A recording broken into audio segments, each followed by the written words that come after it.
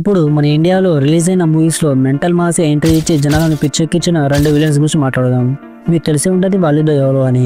ఒకరు విక్రమ్ మూవీలో వచ్చిన రోలెక్స్, ఇంకొకరు యానిమల్ మూవీలో వచ్చిన అజీజ్. వీళ్ళు క్లైమాక్స్లో వచ్చే థియేటర్లు తగలబెట్టేశారు.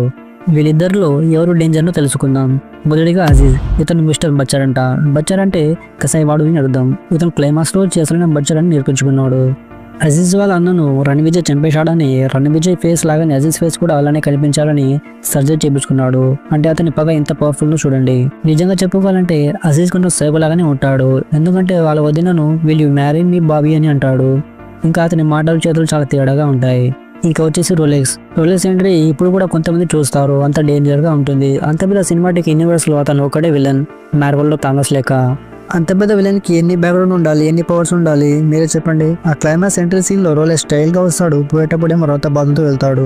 ఇప్పుడు వీళ్ళిద్దరి కంపారిజన్లో సైకోగా క్రూయల్గా ఉండేవాడు అజీజ్, పవర్ఫుల్గా యాంగ్రీగా ఉండేవాడు రోలెక్స్. వీళ్ళిద్దరిలో మీకు భయంకరంగా నచ్చిన విలన్ ఎవరో కామెంట్ చేయండి.